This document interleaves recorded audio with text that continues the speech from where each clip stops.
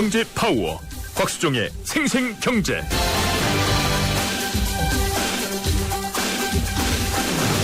안녕하십니까. 9월 11일 수요일 YTN 생생경제 시작하겠습니다. 곽수정입니다. 최근 우리나라 경상수지가 당초 예상보다 많아지고 100억 달러 정도 예상을 했는데 400억 달러 돌파할 거라 그러죠. 돈이 들어오죠. 외국인들이 어제 8천억치 샀습니다만 오늘도 6천억치 샀네요. 이렇게 환율이 들어오다 보니까, 달러가 들어오다 보니까 환율 움직임이 심상치 않습니다.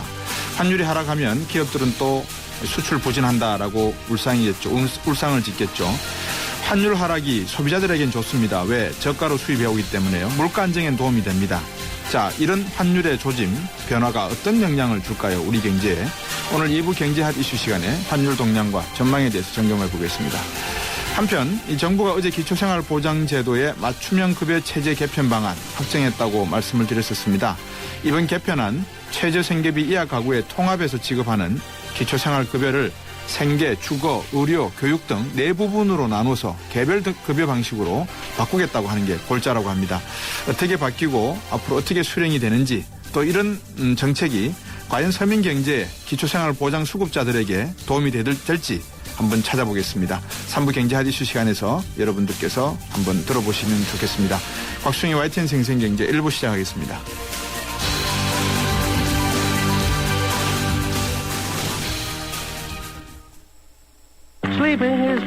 잠은 인생의 사치라던 에디슨. 하지만 그의 열정을 지켜준 것도 깊은 잠이었습니다. 짧게 자도 깊고 편안하게. 시대의 리더와 함께한 시몬스. 당신의 인생과 함께합니다. 흔들리지 않는 편안함. 시몬스. 족발, 만두, 피자, 케밥 다 포기했습니다. 괜찮다. 너에겐 카스라이트가 있으니. 칼로리를 33% 내린 맛있는 맥주 카스라이트.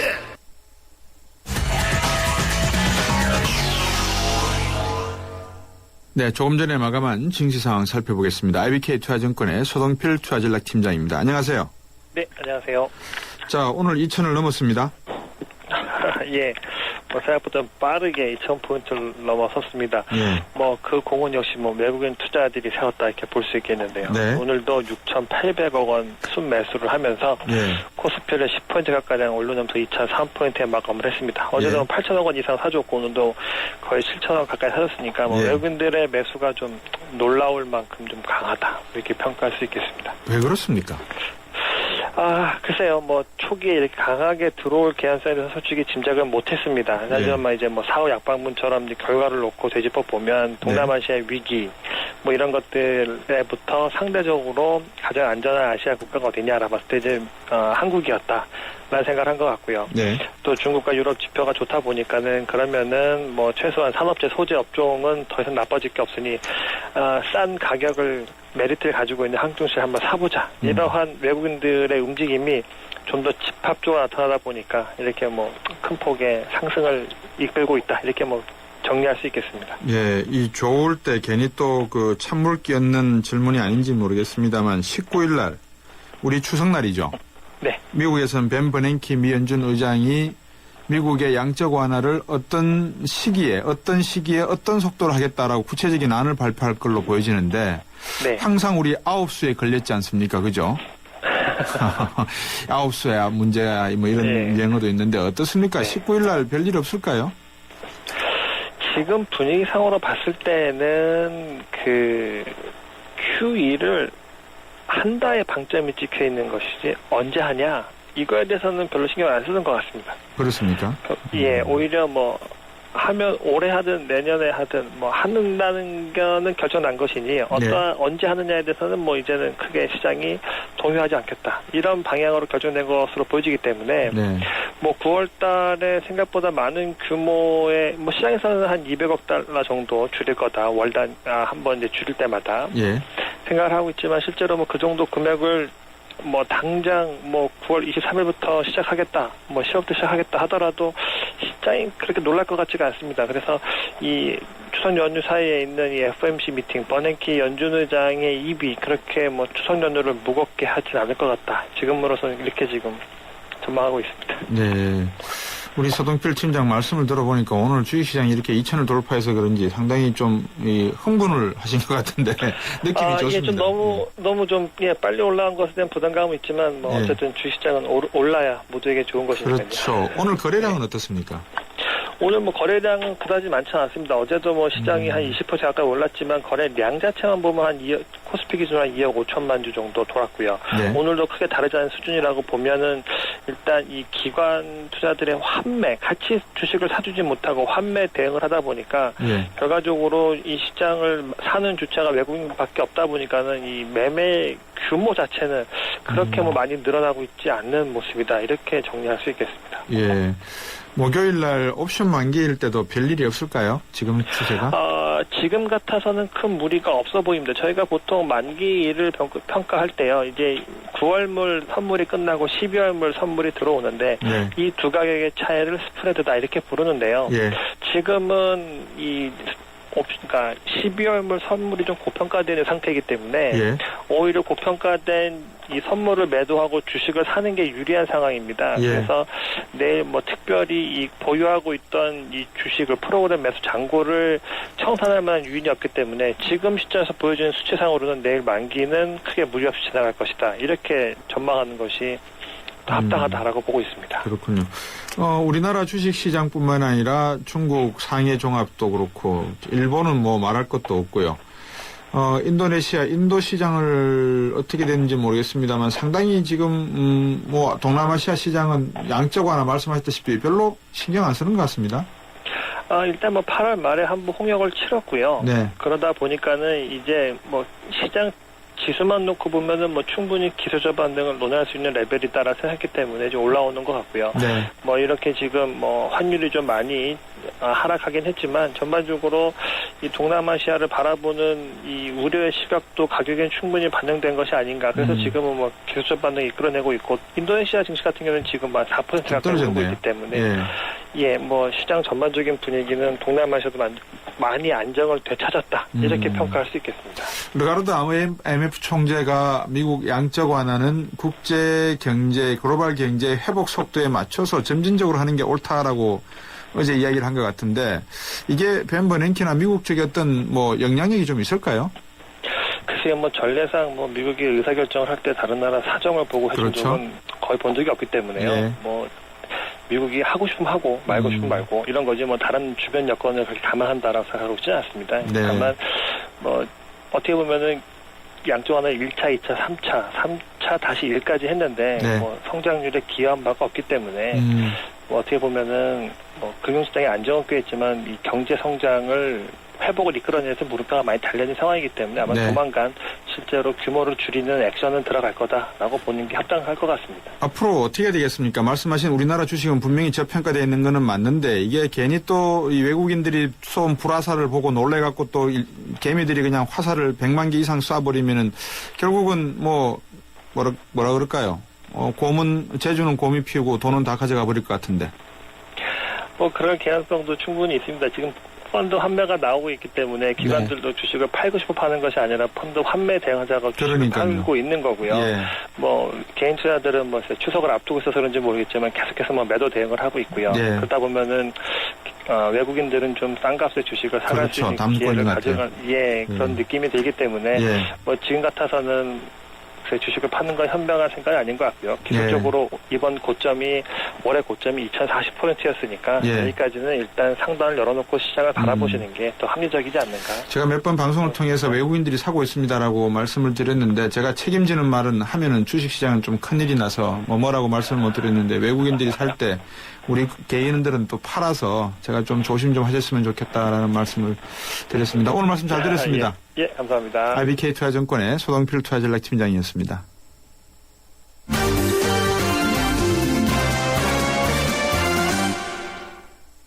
네, 한국일보 이승철 산업부장과 함께 경제뉴스 정리해드리겠습니다. 안녕하십니까? 안녕하세요.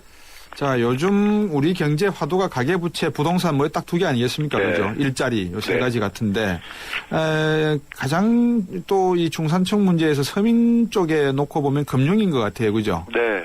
어떻게 보십니까? 이제 서민금융 얘기인데요.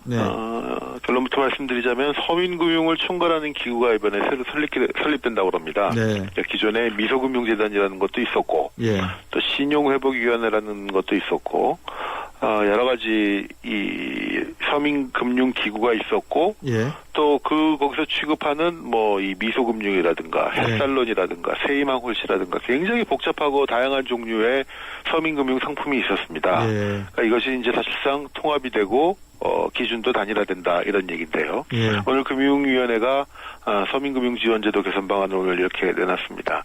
미소금융 또 신용회복위원회, 국민행복기금 여기를 통합해가지고 서민금융 총괄기구를 만들고 예. 여기에 재원은 자산관리공사 그러니까 캠코하고 예. 금융사들이 출연금으로 한다는 겁니다. 예.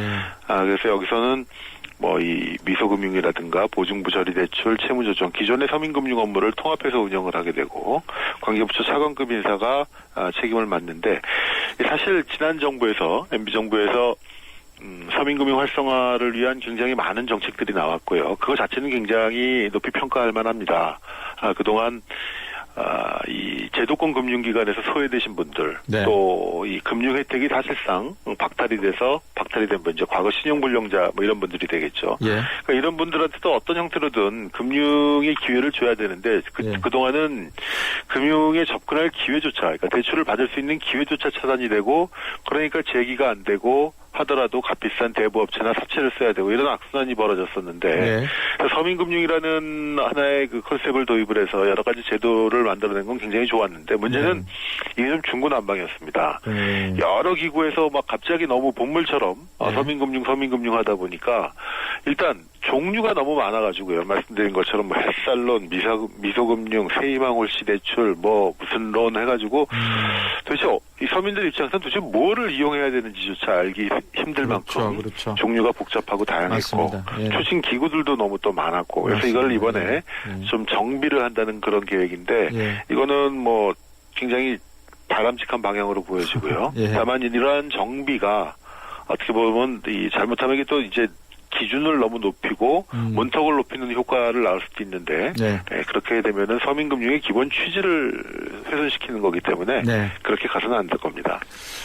저들 YTN 생생경제에서도 이 문제를 제가 알기로는 적어도 5, 6개월 전에 이미 재무상담 시간에 우리 김준하 팀장한테 제가 부탁을 해서 너무나 많이 산재되어 있는 서민금융제도 좀 알기 쉽게 정리해달라 그랬었거든요. 네. 진짜 중구난방으로 뭐 이 쇼윈도에 상품만 전시해놨지 살 궁리를 못하게 만들어놨더라고요.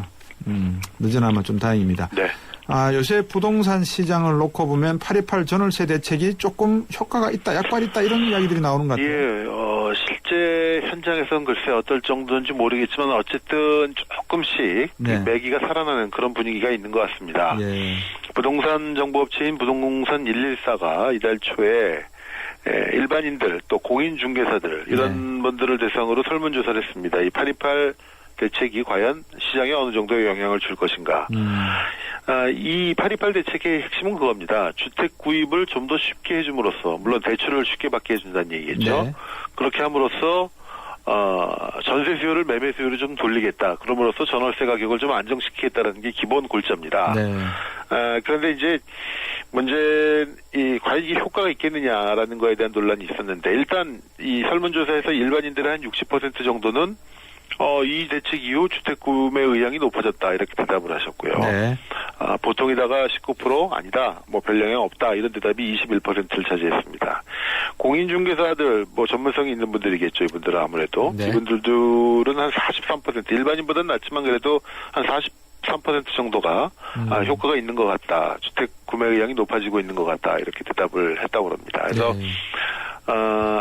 일반인들보다는 공인중개사분들이 조금 더 보수적으로 평가를 했지만 어쨌든 조금이라도 효과가 있다라고 대답이 많았는데 이제 문제는 자 그럼 이것이 주택 구매 의향을 높이는 것까지는 좋은데 그럼 전월세 시장도 안정을 시키겠는가 이런 질문에 대해서는 대부분이 아니다라고 얘기를 했다고 합니다. 그러니까 어떻게 보면 얼어붙은 매매 시장에 조금의 훈풍을 부는 그런 효과는 예상을 할 수 있겠지만 이것이 이 꼬여있는 전월세 시장까지 이 영향이 미치기에는 역부족인 것이 아닌가 이런 게 일반적인 평가 같습니다. 야자수 껍데기를 벗겨서 이 부싯돌로 불을 붙이려고 막 해서 연기는 모락모락 피어오르는데 하늘에서 비가 또박또박 내릴 그런 조짐이 보이는 것과 비슷한 상황인 것 같습니다. 네. 자, 오늘 또 애플이 이례적으로 고가 제품, 저가 제품, 네. 신제품 2개 내놨습니다. 예, 그렇습니다. 오늘 애플이 새 제품 아이폰을 내놨는데 예. 아이폰 5S 기존에 나왔던 아이폰 시리즈의 연장선이죠. 네. 그거 하고 중저가 모델 아이폰 5C라는 거를 내놓았습니다. 예. 애플은 지금까지 이 온리폰 정책이라고 해가지고요. 한 가지 종류만 계속 내놨습니다. 삼성 같은 경우는 갤럭시 S 시리즈하고 큰 화면의 갤럭시 노트라는 거를 2개를 축으로 가지 않습니까? 네네. 그거 말고도 또 다양한 모델들이 있는데 애플은 한 가지 이른바 원폰 전략을 계속 고집을 해왔는데 이번에 네. 그걸 깨게 된 겁니다. 처음으로. 네. 그래서 애플의 어떤 전략에 근본적인 변화가 오는 것이 아니냐 이런 지금 지적도 나오고 있는데 예. 오늘 이제 제품 발표회를 가졌고 여기서 이 기왕의 기존의 고가품 아이폰 5S 그다음에 저가폰 아이폰 5C를 내놓았는데 네. 주목할 거는 이거는 특히 아이폰 5C 중저가 모델 같은 경우는 이 중국 시장을 겨냥한 것이라는 시각들이 굉장히 그렇겠네요. 많습니다. 중국의 이 휴대폰 시장이 스마트폰 시장이 워낙 큰데 사실 아이폰 같은 경우 애플 같은 경우에는 중국에 대해서 상대적으로 다른 제품들에 비해서는 조금 중국을 경시한다라는 느낌이 들 만큼 그런 태도를 취해왔는데 아마 이번에도 본격적으로 중국 시장에도 이제 그 발을 내딛는 그런 네. 현상이 되는 것 같습니다. 참 이 중국이라고 하는 거대 시장을 놓고 또 천추전국 시대가 펼쳐지겠네요. 네. 얼마 전에 마이크로소프트사가 또 노키아 인수했지 않습니까? 그죠? 그렇습니다. 그래서 지금 이제 이 스마트폰 시장은 기왕의 애플하고 삼성의 양강 구도에다가 네. 구글이 재작년인가요? 작년인가 그 모토로라를 인수했지 않습니까? 그렇죠.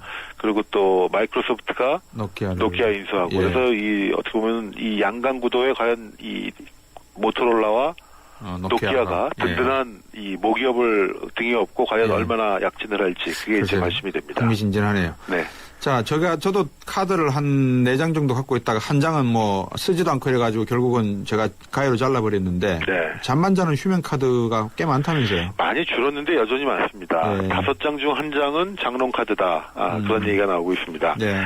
금융감독원이 조사한 바에 따르면 1년 이상 사용 실적이 없는 휴면카드가 6월 말 현재로 2,357만 장, 전체 신용카드가 1억 1천만 장인데 그중에 20.4%딱 5장 가운데 한 장꼴이 된다고 합니다. 2010년 말에는 무려 3천만 장이 넘었다고 합니다. 근데 그 후에 이 금융감독원이 휴면카드 정비 작업을 쭉 벌여왔고 그래서 지금 2,300, 한 2,400만 장 수준을 유지하고 있는데 네. 이게 지난 4월부터인가요? 이 휴면카드 자동 해지 제도라는 게 이제 시행이 되고 있습니다.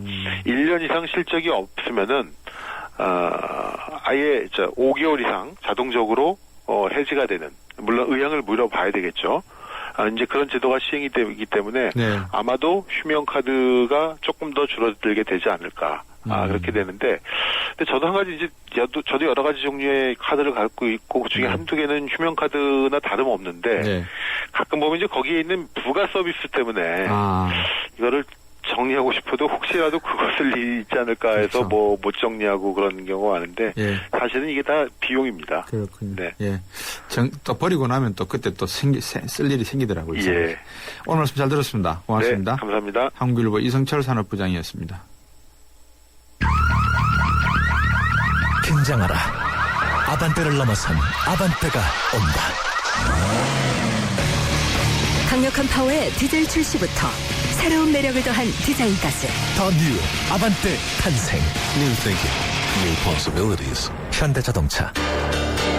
풍부한 배우 수요, 세계 지하철역 인정. 놀랍다. 엔터식스 10년 임차인 확정. 욕심난다. 현대엠코 시행 시공. 확신했다. 게다가 2년 침대료를 선지급한다고? 상가투자의 해답을 제시하는 상봉 이노시티. 문의 02-492-0099 현대엠코. 자세한 내용은 홈페이지 참조. 네, 지금까지 1부였습니다. 2부에서는 환율 동향과 전망에 대해서 살펴보겠습니다. 2부에서 뵙겠습니다.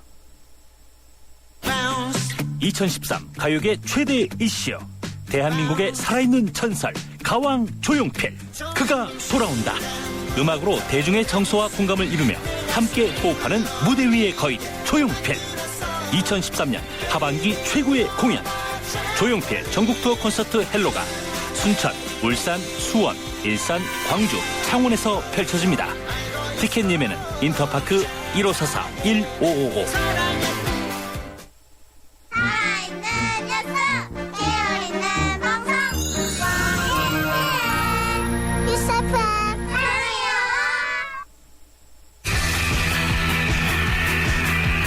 경제프리인 곽수종의 생생경제.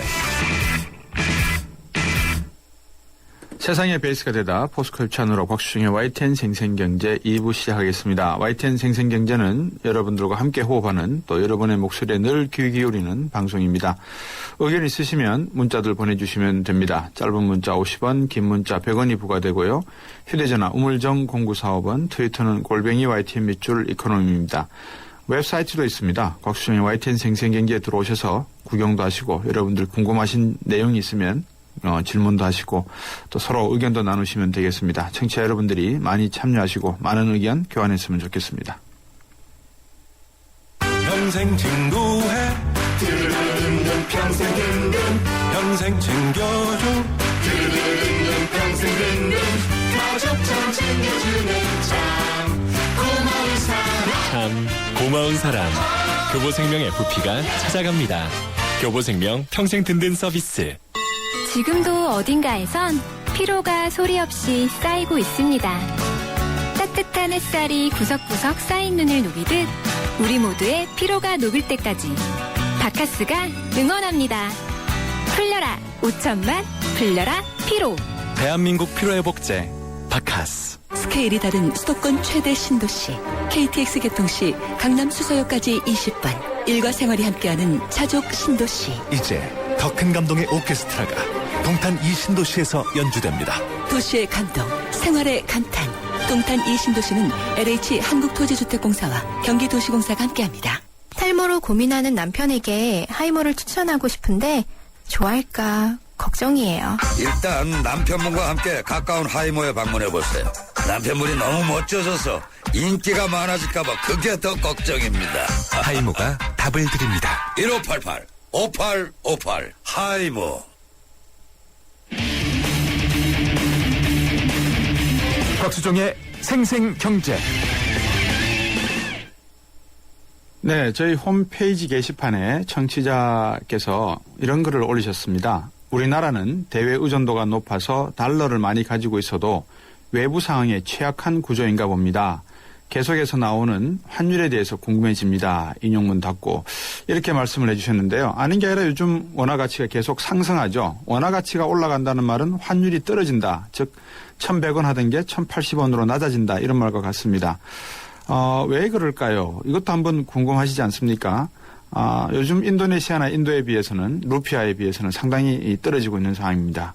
그러다 보니까 우리 수출 기업들이 또 걱정을 한다는 이야기가 들리는데요. 수입하는 기업들은 상대적으로 좋겠죠. 싼 값에 들어오니까. 자, 수입하는 기업이 내수 기업이고 수출하는 기업은 수출 기업이고 대기업입니다. 중소기업이 좋을까요? 대기업이 좋을까요? 중소기업이 만약에 이익이 생기면 이게 다 중소기업에게 돌아가면 좋은데 그렇지 않으면 또 문제가 되겠습니다. 어쨌든 환율 동향과 전망을 점검해 봐야 되겠습니다. 우리 선물의 변지영 연구원입니다. 안녕하세요. 네, 안녕하세요. 최근 환율 동향이 어떻습니까? 예, 최근 달러원 환율 9월 들어서 8일 동안에만 6일이나 하락했습니다. 네. 지난 8월 말에 한 1,100원을 하향 이틀한데 성공한 뒤 하락 일관도의 흐름을 보이면서 달러원 환율 지난 2월 말 이후 가장 낮은 수준을 기록하고 있습니다. 예. 왜 지금 오히려 약세로 가야 되는 게 맞을 것 같은데 아시아 위기 이야기가 나오고 그러면은 왜 강세로 갑니까? 우리나라 원화가? 일단은 이제 크게 두 가지 정도로 좀 꼽을 수 있을 것 같습니다. 네. 하나는 상반기 그 원화 통화 가치 하락 자체가 워낙 컸기 때문에 이 예. 부분에 대한 반작용이다라고 볼 수 있겠고요. 예. 또 하나는 원화가 다른 아시아나 신흥 통화들에 비해서 경제의 기초 치력이 좀 양호하다. 이렇게 두 가지를 꼽을 수 있겠는데 예. 우선 3분기만 놓고 보면 원화 가치의 상승폭이 신흥 통화 중에서 단연 두드러지게 높은 것이 사실입니다. 예. 사실 이제 올해 2013년 전체를 놓고 보면 원화 같은 경우는 사실 약 2%에 조금 못 미치는 수준이 절하. 그러니까 통화 가치가 하락했는데요. 예.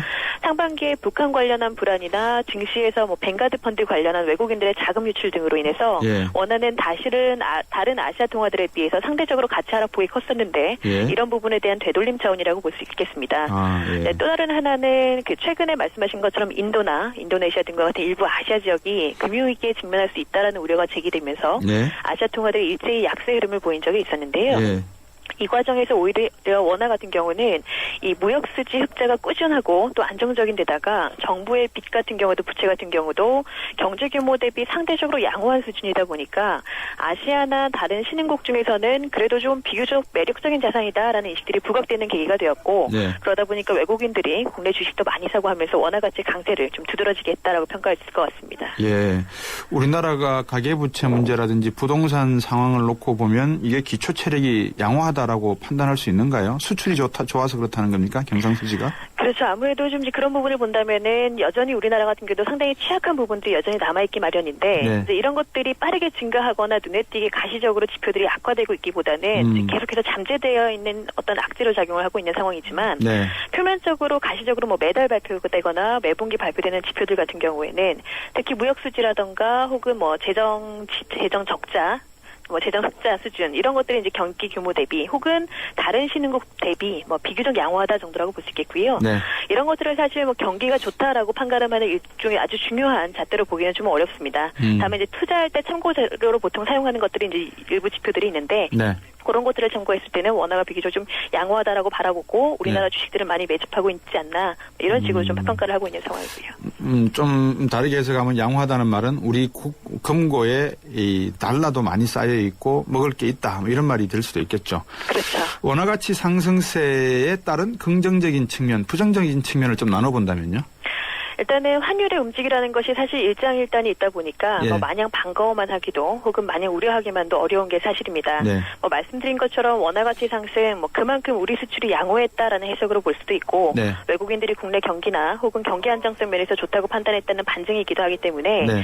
긍정적으로 바라볼 수는 있기도 하지만 사실 이제 그럼에도 불구하고 환율이 뭐 하락하게 된다면 물가 부담은 줄어드는 한편 수출업 기는 좋지 않고 또 예. 상승하게 된다면 국내 물가가 올라서 서민 부담이 가중된다는 단점도 함께 가지고 있습니다. 예. 그렇기 때문에 환율이 하락하거나 상승한다고 해서 그게 좋다 나쁘다를 판가름할 만한 것은 아니라고 판단이 되지만 네. 문제는 사실 지금 같은 경우에는 변동성이 오히려 더욱 문제가라고 보여지는데요. 그렇죠.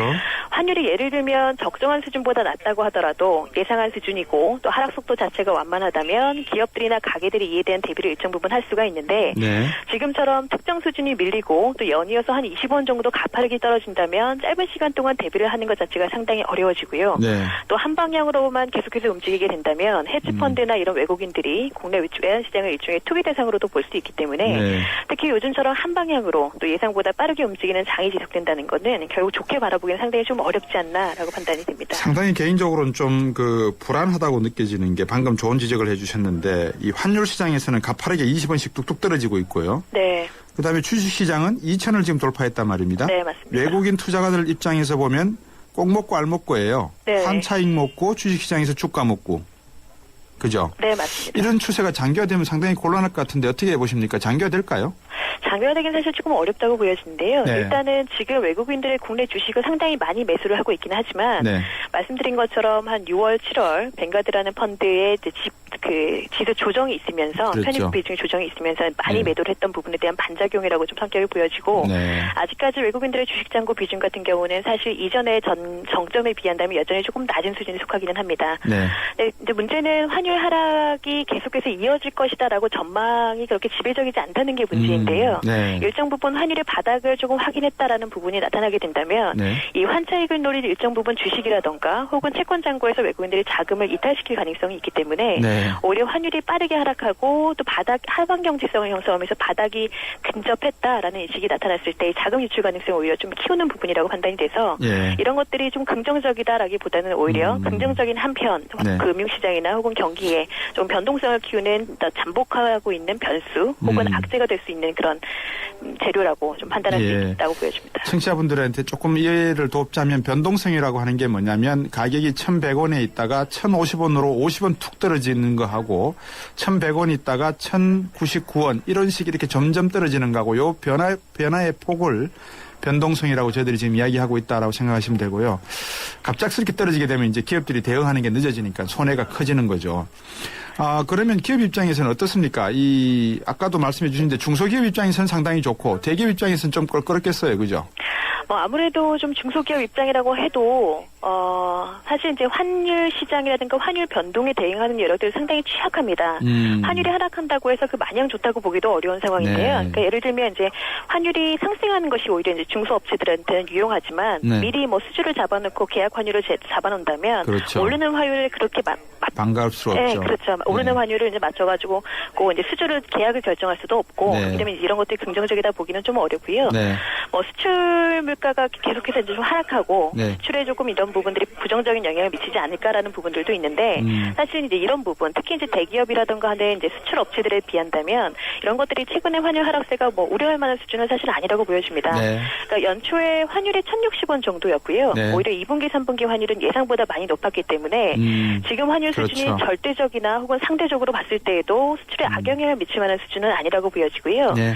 최근에 중국 경기 우려나 유로존의 경기 침체 우려도 비교적 희석된 상황이기 때문에 경기 여건이 최악으로 치닫는 것도 아니라서 네. 이렇게 본다면 환율 하락세 수출에 상당히 조금 적시동을 켜졌다라고 보는 것은 좀 과잉 대응이 아닌가라고 판단이 됩니다. 예.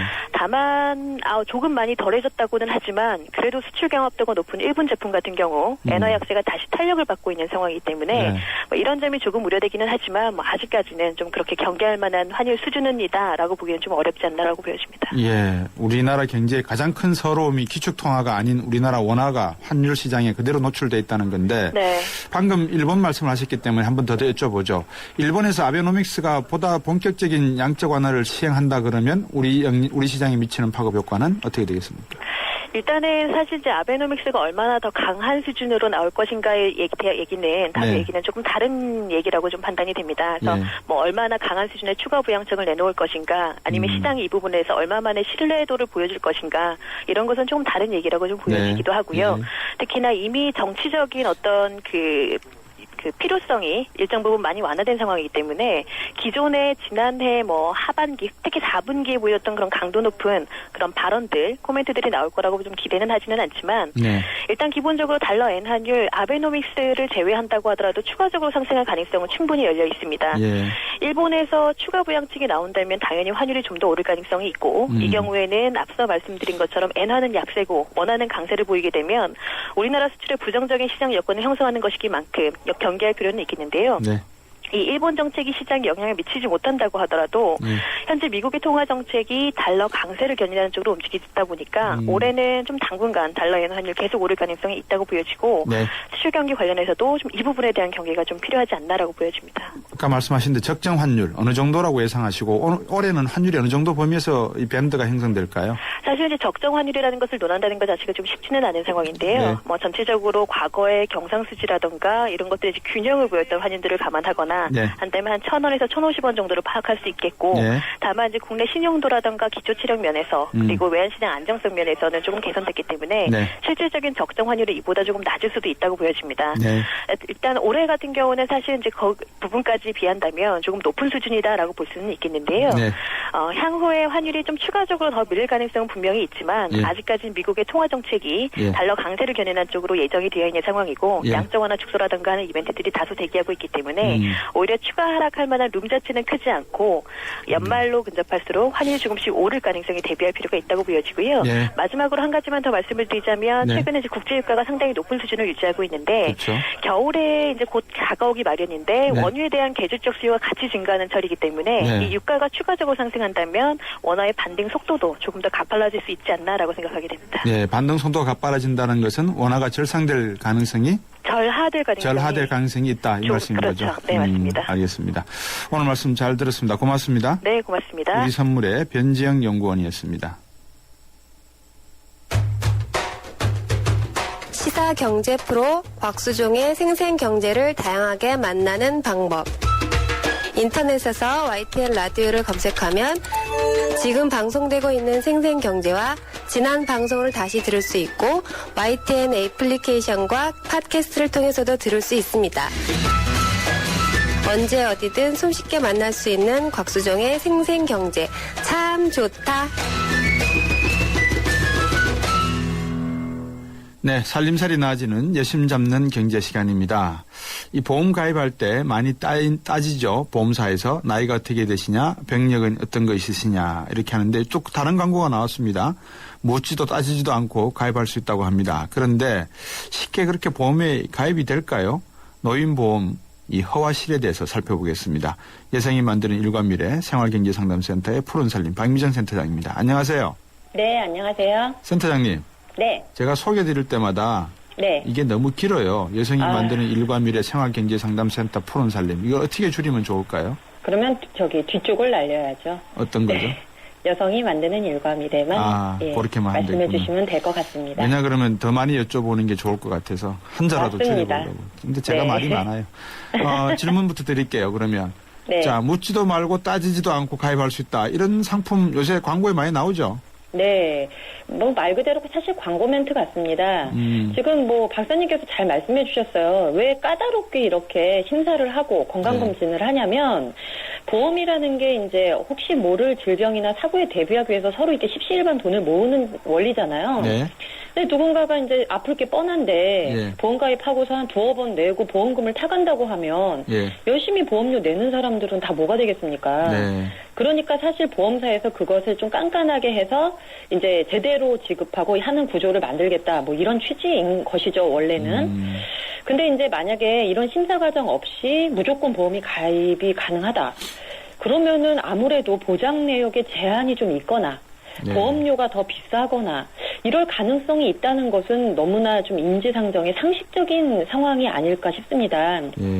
근데 실제로 이 보험 가입이 어려운 노년층들이 많으시다 보니까 이게 대단한 광고 효과가 발생돼서인지 무려 41만 3천 건 정도의 가입 건수가 발생이 됐다고 하는데요. 4년 전에 비하면 5.4배나 급증한 수치라고 합니다. 보장 내역에 제한이 분명히 있겠죠, 그죠? 아무래도 그렇겠죠. 무심사보험이 주로 이제 사망을 주로 보장을 합니다. 그래서 우리가 이제 보험을 드는 여러 이유가 있으실 테지만 사망은 인간이 살면서 한 번은 발생되잖아요. 근데 이제 조기 사망이 문제인 것이죠. 이제 자녀가 아직 어리다든지 그래서 이제 사람이 뭐 때가 되어서 가는 건 어쩔 수 없지만 조기 사망을 하게 되면 위험하니까 그걸 보장하는 게 주로 사망 보장인데요. 근데 이제 살아있을 때는 질병이나 다치는 게 더 큰 문제거든요. 근데 이제 주로 사망을 보장한다 그러면 내가 질병에 뭐 걸렸다, 뭐 치료 내역이 어떻다 이런 거를 굳이 알릴 필요가 없을 수도 있다는 것입니다. 사망보험금도 그렇게 높지가 않아요. 뭐 1,000만 원에서 한 3,000만 원 정도인데 이것도 또 가입 전에 좀 따져볼 것이 일반 보험은 뭐 예를 들어서 제가 뭐 3,000만 원짜리 보험이다 그러면 3,000만 원이 지급되는구나 이렇게 알고 있으면 되는데 이 무심사보험은 가입 후에 2년 내에 질병으로 사망을 하게 되면 보험 가입액보다 훨씬 적은 금액을 지급하도록 약관에 규정이 되어 있다고 하네요. 참 그런 내용도 모르고 그냥 해준다 그러니까 전화 걸어갖고 뭐 예 하다 보면 그냥 들어가는 거네요, 그죠? 그냥 바로 가입이 되는 것이죠. 이게 사망 보장금보다 실제 살아계실 때 병원비 때문에 보험 드는 거 아닌가요? 맞습니다. 그게 제일 큰 문제거든요. 뭐 100세 인생 시대다 보니까 살아있는 기간, 간병기의 기간이 길어진다는 게 큰 부담입니다. 그러니까 많은 분들도 이제 이름이 노인보험이다, 효보험이다 하니까는 이 병원비 보장받는 줄 알고 가입하시는 거거든요. 근데 실제로 이제 질병이나 상해특약이 이제 제대로 갖춰져 있으면 보험료가 많이 비싸져요. 그러니까 사망만 중심이 되거나 확률이 떨어지는 상해 중심으로 되어 있으면 보험료가 저렴해지는 것이고요.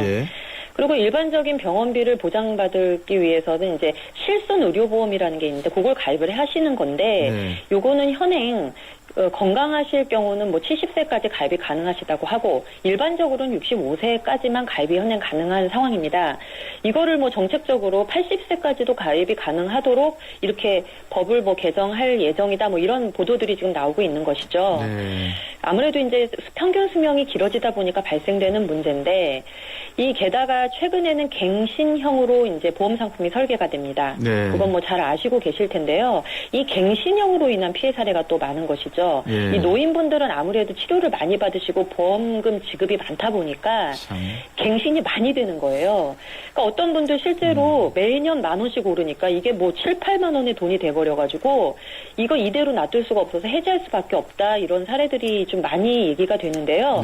뭐 기껏 돈은 돈대로 지금까지 냈는데 정작 보장을 받으려고 봤더니 보험 유지가 어려운 상황이라고 한다면 이거는 뭐 들지 않는 것만 못하다는 그런 문제가 좀 발생되지 않을까 싶은 거죠. 예. 우리나라 사회보장제도의 뭐 이 공과 또는 성패를 따지기 이전에 개인들이 이제 뭐 국민연금이나 이런 거를 차치하고 스스로의 노후를 걱정해야 된다는 게 얼마나 정부로서는 반성을 해야 될 일인지에 대해서 좀 고민을 했으면 좋겠어요. 네, 맞습니다. 그 보험료 방금 말씀해 주신 내용들을 듣고 보니까 가장 큰 문제점을 지적한다면 뭐가 될까요? 아무래도 이제 노후 의료비 같은 경우는 이게 지금 금융당국에서도 고령자 대상으로 하는 실손 의료보험을 만들라고 막 이렇게 압력을 가하는 모양이에요. 네. 그런데 이게 뭐 비용 대비 효과라는 거는 뭐 어쩔 수 없는 상황인데요. 네. 보장도 축소하지 않고 뭐 월 보험료도 부담을 적게 해라. 이런 상품이 나올 수가 있을까요? 예. 치료비 지출이 너무 많은 것은 고령자분들의 특성이기도 하니까 이걸 개인적으로 말씀하셨듯이 준비시키는 것보다는 아무래도 제일 좋은 것은 이제 의료 서비스가 공공화되는 방법밖에는 달리 방법이 없는 것이죠. 그래서 지금 말씀을 해주셨듯이 뭐 60세 좀 이전에 가입을 하시는 분들이 그래도 보험 안 들 수 없으니까 어떻게 해야 됩니까? 라고 하면은 이제 뭐 실손 의료비 중심으로 좀 저렴하게 들고 이렇게 각종 여러 가지 부가특약들을 가급적 빼라 뭐 이렇게 저희는 말씀을 좀 드리고 있고요. 지금 현재 당장은 1년 갱신형이 사실 싼데요. 요거를 3년이나 5년 갱신형 상품처럼 좀 갱신이 좀 길게 되는 것들을 하면 좀 이런 보험료 너무 가파르게 오르는 것을 좀 막을 수 있지 않을까 하는 생각도 듭니다. 예. 우리나라 65세 이상 인구가 지금 2011년 현재 11%고요. 네. 그다음에 2030년이 되면 이게 한 15%를 넘고 2060년이 되면 20%를 넘는데 이 노후 대책, 의료비까지 모두 개인에게 돌린다 그러면 참 걱정인데 그래도 준비는 해야 될 거 아니겠습니까? 어떻게 해야 됩니까? 그래서 저희가 이제 보험은요, 이렇게 광고하시는 내용만 보셔서는 실제로 많이 따져보셔야 되는데, 뭐 질병 보장도 되고 간병비도 보장이 됩니다. 뭐 치매도 보장이 됩니다. 뭐 이렇게 광고가 나와도. 다 되죠. 예, 실제로 내용을 살펴보시면 너무 조건이 많아요. 뭐가 어느 조건이 돼야 되고 어느 조건이 돼야 되고. 그러니까 결론적으로 말씀을 드리면요. 묻지도 따지지도 않고 가입은 되지만 묻지도 따지지도 않고 지급을 해주는 건 아닙니다. 그러다 보니까 이게 좀 나 머리 아파 하시는 분들은요. 그냥 보험보다 돈 갖고 계시는 게 낫지 않을까 싶은 거예요. 사실은 이제 이게 평균 수명이 길어진 문제로 인해 발생되는 건데 돈을 갖고 계시면 아프면 병원비로 써도 되고 또 병이 나면 또 그러니까 병이 나면 병원비로 쓰고 또 병이 안 나고 건강하면 용돈을 쓰셔도 되는데 보험으로 준비를 해놓으시게 되면 그 병이 났을 때만 그 돈을 쓸 수가 있잖아요. 그러다 보니까 아무래도 이제 노후에 또 다른 용돈이 부족해서 문제가 생기는 경우들도 있죠. 나이 드신 분들은 용돈도 준비해야 되고 병원비도 준비해야 된다기보다 결국은 둘 중에 하나로 돈이 쓰여질 수밖에 없다라는 상황을 좀 인지를 하셨으면 좋겠고요. 보험은 혜택이 아니라 계속 내가 내야 되는 비용의 일부임을 이해를 하셨으면 좋겠습니다. 그 80세 이후의 노후 의료비 보험으로 혜택받기보다는 결과적으로 그 보험료로 내는 돈들을 모으셨다가 돈으로 준비하시는 부분들은 좀 어떨까 하는 생각이 요즘에 많이 듭니다. 네, 한번 또 고민해 봐야 되겠습니다. 오늘 말씀 잘 들었습니다. 네, 감사합니다. 여성이 만드는 일과 미래 박미정 센터장이었습니다. 튼튼한 타이어 들어간 금호 타이어 금호 튼튼한 타이어 들어간 금호 타이어 금호 언제나 오래오래 들어간 금호 타이어 튼튼한 트럭 타이어 금호 타이어 매장에서 신제품 RA50을 찾으세요. 소녀시대 서연이에요. 자도 피곤하다는 오라빠. 어떤 침대로 바꿔드리죠? 과하게 물어봐. 굿잠을 자야 아침이 쌩쌩해지지. 침대는 가구가 아냐. 침대 과학 에이스 침대. 아빠 해봐 굿잠. 골든타임이 시작된다. 노후 준비와 골드바의 행운을 동시에 해피에이지 100 이벤트. 세제 혜택은 물론 연령 제한 없는 현대에이블 신연금 저축펀드에 가입하고 상품권과 골드바의 행운을 잡아라. 12월 31일까지 홈페이지 참조. 에이버 현대증권. 투자 손실에 유의하세요. LTE의 세상 충분히 빠르다고 합니다. 충분하다는 것은 그 이상을 만나지 못했기 때문. 그래서 시작합니다. 2배 더 빠르고 2배 더 즐거운 새로운 세상. SK텔레콤은 이것을 LTA라 부릅니다. 아무나 가질 수 없는 속도. LTA. SK텔레콤. 코웨이 정수기를 렌탈하면 관리해주는 사람. 아, 코디. 매트리스를 렌탈하면 관리해주는 사람. 매트리스도 렌탈해? 코웨이 매트리스 케어 렌탈. 새 매트리스 부담 없이 렌탈하고 4개월에 한 번 클린 케어. 매트리스 이제 사지 말고 렌탈하세요. 코웨이. 정부가 어제 맞춤형 급여체제 개편 방안 확정했답니다. 3부에서 다뤄보겠습니다. 내신 듣고 3부에서 뵙겠습니다.